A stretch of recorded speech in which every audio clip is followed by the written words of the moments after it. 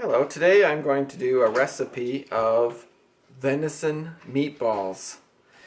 And I've laid out the ingredients here in front of us. We start with a pound of ground venison. And to this venison we are going to add a large egg and a 1/4 cup of breadcrumbs, teaspoon of rosemary that's been crushed, half a teaspoon of thyme, a dash of Montreal steak spice, maybe a 1/4 or half a teaspoon to taste, salt and pepper to taste, half an onion that's been chopped fine, and you'll need to set the oven to 350 degrees. So let's add the breadcrumbs and spices first. And we will add the egg.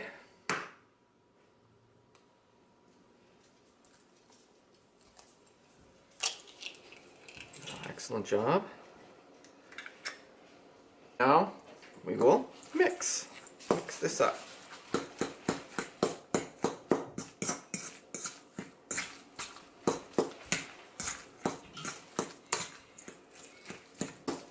Make sure that all the ingredients are thoroughly mixed into your meat. You don't want any dry spots or spots that contain lumpy chunks of the breadcrumbs. Okay, now it's time to add the chopped onions.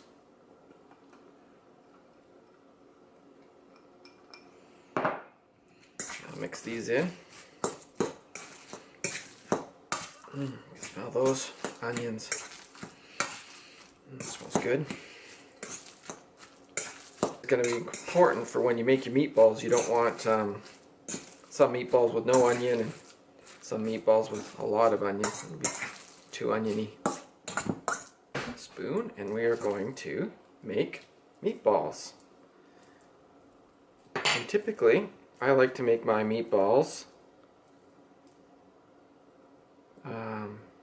approximately 1.5 inches or 4 or 5 centimeters across, and then you place them into your roasting pan.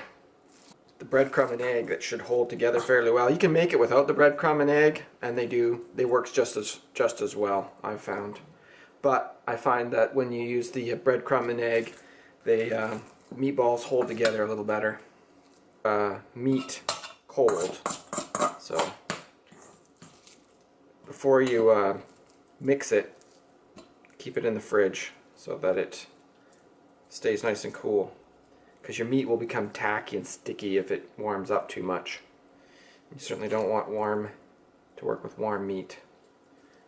And there we go. So we end up with a dozen meatballs. Some of the last ones were a little smaller than the first ones, but you can play it by ear, it doesn't really matter. Ingredient is you start with a can of cream of mushroom soup, half a can of milk, or maybe a third, not quite a half can, mixed with the milk.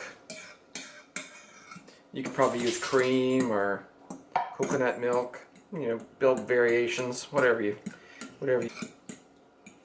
And we are going to pour this over the meatballs.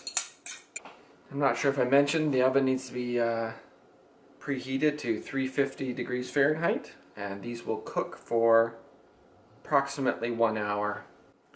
So here we have the meatballs just before they get put into the oven. You can see that I've spread them out in the pan so they're all nicely distributed, so they will heat and cook